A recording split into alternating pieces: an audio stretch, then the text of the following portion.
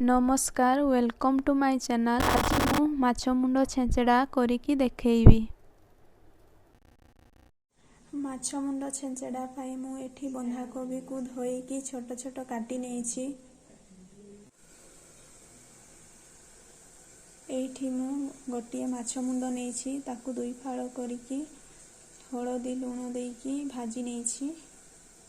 एहा परे मु गोटिए करेई रे सरिसर तेल देइकी गरम करि नेइछि। तेल गरम हेई गलानी। एबे एथिरे आमे पियाज को पकेइबा। सेथि पाई मु गोटिए पियाज को काटी नेइछि।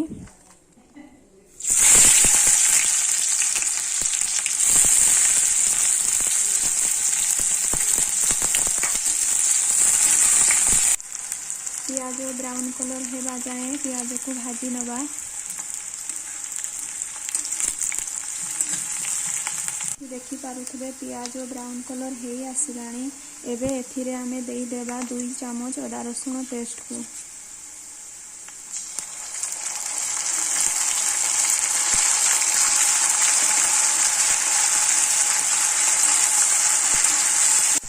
अदा रसुण रो कंचा स्मेल न जिबा पर्यंत एहाकू भाजी नेबा।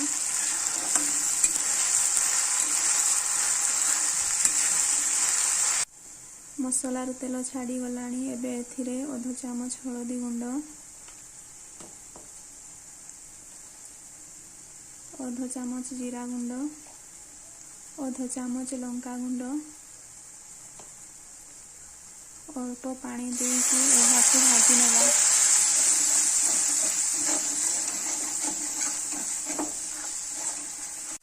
एबे आमे एथिरे देई देबा टमाटो। एठी मु गोटिए टमाटो को काटिकी रखिछि।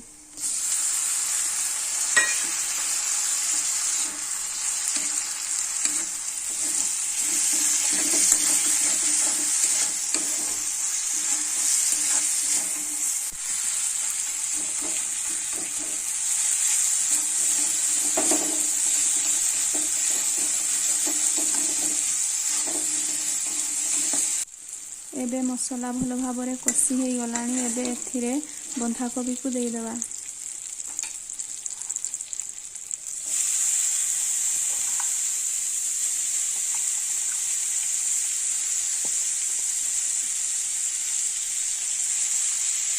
आउ एथिरे देई देबा स्वाद अनुसार लूण।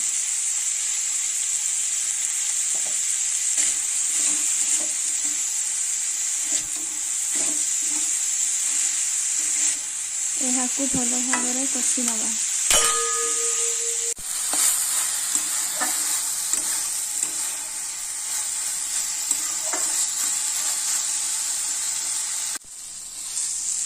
बंधाकोबी एबे हेई आसिलानी। एबे एथिरे देई देबा माछ मुंड को।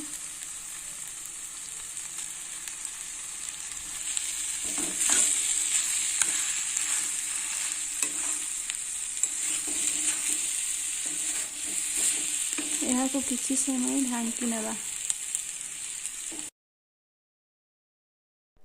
एहा परे माछ मुंड को भांगी नबा।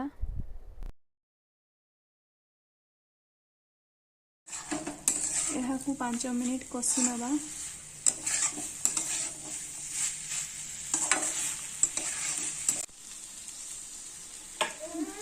एबे एथिरे देई देबा धनिया पत्र। एबे माछ मुंड छेंचड़ा रेडी ही जाइछि। एहाकू आपण माने रुटी परोटा भात सहित खाई पारिबे। आपण माने मध्य ए रेसिपी को ट्राई करिकी देखंतु। भलो लागिले निहाती कमेंट करिकी जणाइबे।